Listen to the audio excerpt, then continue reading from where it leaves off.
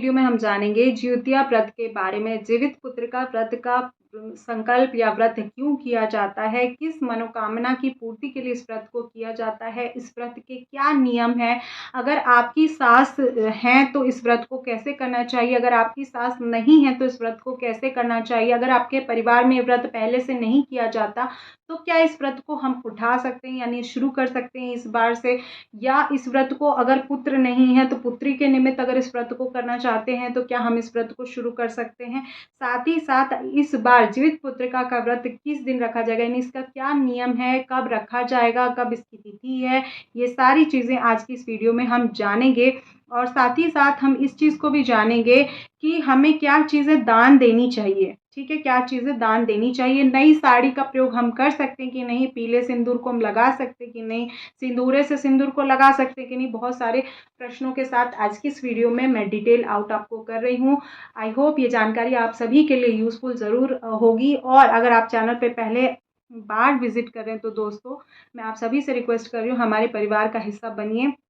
आप सभी को इस तरह की डिटेल इन्फॉर्मेटिव वीडियो मिलने लगेगी और जानकारी कहीं पे भी किसी भी रीज़न पे अच्छी लगे तो लाइक शेयर ज़रूर कीजिएगा। आपका एक लाइक हमें बहुत ज़्यादा प्रेरणा और प्रोत्साहन प्रदान करता है, तो प्लीज़ वीडियो को लाइक कीजिएगा। तो देखिए, आज की इस वीडियो में जीवित पुत्रिका व्रत के बारे में जानेंगे। तो इस वर्ष 2024 में ये व्रत रखा जाएगा 25 सितंबर को, दिन बुधवार के दिन, और नहाय खाए होगा एक दिन पहले यानी 24 को नहाय खाए किया जाएगा। तो उस दिन बाल धो लिया जाएगा, मंगलवार का दिन है तो बहुत से लोग बोलते हैं मंगलवार को तो आपने मना किया, बाल नहीं धोना चाहिए। तो देखिए, व्रत में वार से बड़ा त्यौहार होता है, तो त्यौहार में ऐसी कोई समस्या नहीं है, आप व्रत कर सकते हैं। ठीक है, तो आप व्रत का संकल्प करके आप उस दिन नहा के बाल धो लीजिएगा।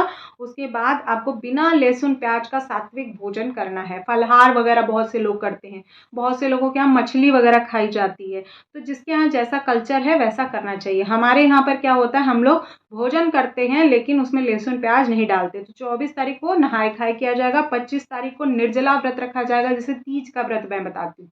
बहुत से लोग समझते हैं कि निर्जला व्रत है यानी पानी नहीं पीना तो भोजन कर लेना, नहीं, पानी भी नहीं पीना है, भोजन भी नहीं करना, सिर्फ सांस लेनी है उस दिन, बस यही करके व्रत रखना है। तो दोनों तरह से इसको बोलते हैं निर्जला व्रत। इसमें पानी भी नहीं पिएंगे और भोजन भी नहीं करेंगे, फलाहार भी नहीं करेंगे, कुछ खा पी के इस व्रत को नहीं किया जाता। अब बात ये आती है कि नेक्स्ट डे पारण किया जाएगा 26 को यानी दिन गुरुवार के दिन ये पारण किया जाएगा। तो बहुत से महिलाएं, मेरी जो बहनें हैं वो गुरुवार का व्रत करती हैं, तो उन्होंने पूछा क्या दीदी हम व्रत कर सकते हैं, तो जी नहीं, आप व्रत को स्किप कर दीजिएगा। एक के बाद दूसरा व्रत नहीं रखा जाता, अगर ऐसे व्रत पड़ जाए तो उसको स्किप कर दिया जाता है, उसमें कोई समस्या की बात नहीं, आप नेक्स्ट वाले गुरुवार को काउंट कर लीजिएगा। ठीक है, उसके बाद बहुत सी बहनों का प्रश्न ये है कि दीदी हम बिना खाए पिए तो इस व्रत को नहीं कर सकते, तो अब हम कैसे करें। देखिए, ज्योतिया व्रत बहुत सी वृद्ध महिलाएं हैं, तो क्या वो पूछी है कि आप खा पी के इस व्रत को कर सकते हैं कि नहीं। देखिए, मैं इसका एक ही आपको समस्या बताना चाह रही हूँ, क्योंकि व्रत आप छोड़ना नहीं चाह रहे हैं, व्रत को आप करना चाह रहे हैं, लेकिन शक्ति नहीं है शरीर में इस व्रत को करने की, बहुत ज़्यादा दिक्कत है, हेल्थ इशू आ गया। कई बार ऐसा होता है कि ऑपरेशन हो जाता है, बच्चा हो जाता है, बहुत सी दिक्कत आ जाती है, तो आप खा सकते हैं। ऑपरेशन हुआ होता है बहुत सी महिलाओं का, तो आप खा सकते हैं, लेकिन नमक का प्रयोग मत कीजिएगा। बहुत ही मुश्किल के कंडीशन में आप पानी पी लीजिएगा, पानी पी के आप व्रत कर सकते हैं। नींबू वगैरह डाल के पानी पी लीजिएगा, बच्चा हुआ है तो नींबू नहीं डाल सकते, तो पानी पी सकते हैं। जितना आपका हेल्थ आपको हेल्प करे उसी हिसाब से आप व्रत रखिएगा। ठीक है, कोई बहुत ज़्यादा, जब आप स्वस्थ हो जाएगा तो फिर से आप वैसे रख सकते हैं।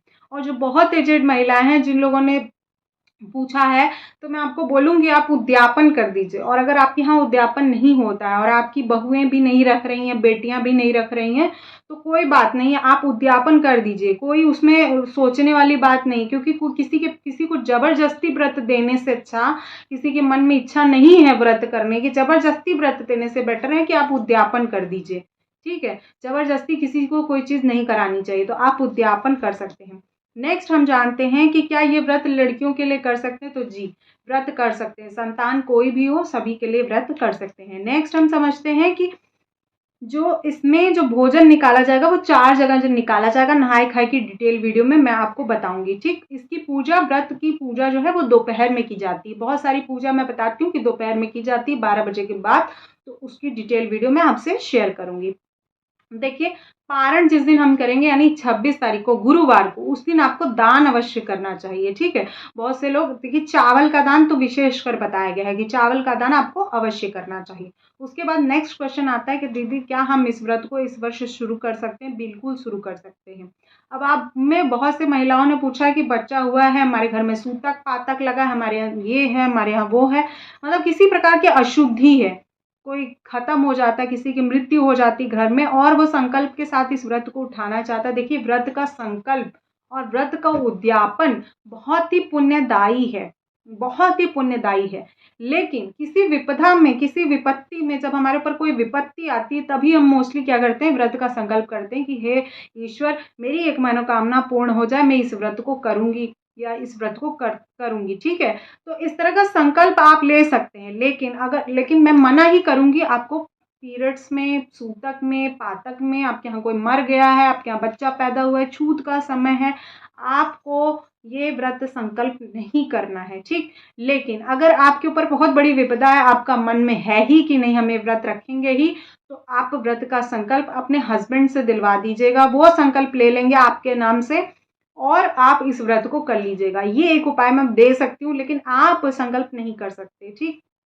क्योंकि शादी के बाद आपका गोत्र और पति का गोत्र एक ही हो जाता है, तो उनके गोत्र से आप इस व्रत के संकल्प को कर लीजिएगा, ठीक। नेक्स्ट मैं आपको बताऊं कि जिनकी सास नहीं है वो क्या करेंगे। देखिए, जिनकी सास नहीं है, खत्म हो गई यानी उनकी मृत्यु हो गई है और वो पहले इस व्रत को करती थी या नहीं भी करती थी, तो भी आपको दान जरूर करना है, उनके नाम से दान करेंगे, क्योंकि पितृपक्ष चल रहा है ना, तो ज्योतिया के दिन पितृपक्ष समाप्त होता है, तो आपको दान जरूर करना है।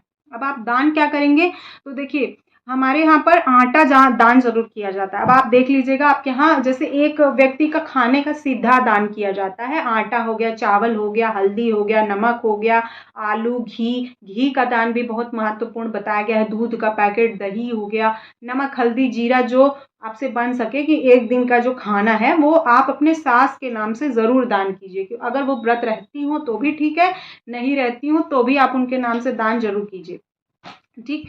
आपकी माता इस व्रत को रहती थी तो माता के निमित्त भी आप इस दान को कर सकते हैं, ठीक। उसके बाद नेक्स्ट है जिनकी सास हैं, उनको क्या करना है, उनको कोई दान नहीं करना है, वो सिंपल व्रत करेंगी, चाहे उनकी माता श्री व्रत रहती हो चाहे नहीं रहती हो, आपको दान वान नहीं करना है, ठीक। नॉर्मल आपको व्रत करना है। उसके बाद नेक्स्ट ये है कि आज के दिन तिल के पानी से स्नान किया जाता है। आप तिल का पानी कैसे बनाएंगे, तो एक बाल्टी में आप काला तिल डाल लीजिएगा और उसके बाद गंगा जल डाल लीजिएगा, उसके बाद उसमें पानी भरिएगा, तो उसको बोलते हैं काले तिल का पानी, फिर उससे आपको स्नान करना चाहिए, ठीक। उसके बाद नेक्स्ट है कि बहुत से लोगों ने पूछा है दीदी मेरा बीच में व्रत छूट गया था तो क्या मैं इस व्रत को कर सकती हूँ, तो जी, अगर आप किसी कारण से, मान लीजिए बहुत सारे हेल्थ इश्यूज आजकल इतने ज़्यादा डोमिनेटिंग हैं, तो किसी वजह से व्रत छूट जाता है तो आप दोबारा उठा सकते हैं, दोबारा शुरू कर सकते हैं। संकल्प लेने की ज़रूरत नहीं है आपको, क्योंकि आप पहले से व्रत रह रहे थे।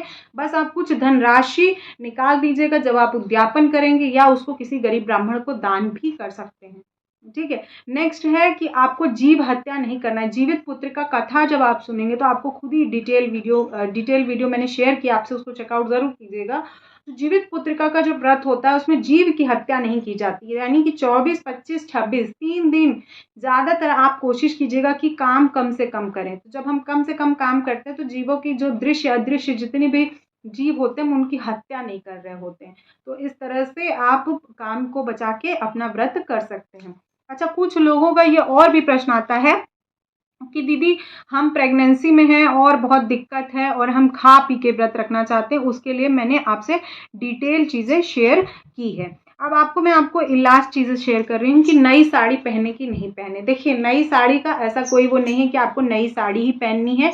कोरी साड़ी का मतलब कोई पुरानी साड़ी भी आप धो के उसको पहन सकती हैं, क्योंकि पितृपक्ष चल रहा है तो नई साड़ी नहीं पहननी चाहिए। मोस्टली आप ट्राई कीजिए कि पुरानी ही जो धो धा के रखी हो, साफ की हो, वो आप पहन सकती हैं। नेक्स्ट, सिंदूर लगा सकते कि नहीं, तो बिल्कुल सिंदूर लगा सकते हैं, इससे कोई समस्या की बात नहीं है। सिंदूर आप लगा के व्रत को कीजिएगा। तो ये सारे नियम विधि थे जो मैंने आपसे शेयर किया है। अभी मैं आपसे नहाय खाए की और पूजा विधि और व्रत कथा और क्या चीज़ें दान की जाती हैं, वो सारी डिटेल वीडियो में आने वाले समय में आपसे शेयर करूंगी। तो आपसे निवेदन है कि आप चैनल को सब्सक्राइब कर लें, हमारे परिवार का हिस्सा बने। और जानकारी कहीं पे भी किसी भी रीज़न पे अच्छी लगी है तो लाइक और शेयर ज़रूर कीजिएगा। आपका एक लाइक हमें बहुत ज़्यादा ऊर्जा और शक्ति प्रदान करता है, तो लाइक ज़रूर कीजिएगा। मिलती हूँ नेक्स्ट वीडियो में। आप सभी के लिए जीवित पुत्र का महापर्व मंगलमय हो, आप सभी के संतान सुरक्षित रहें, ऐसी मनोकामना के साथ मिलती हूँ नेक्स्ट।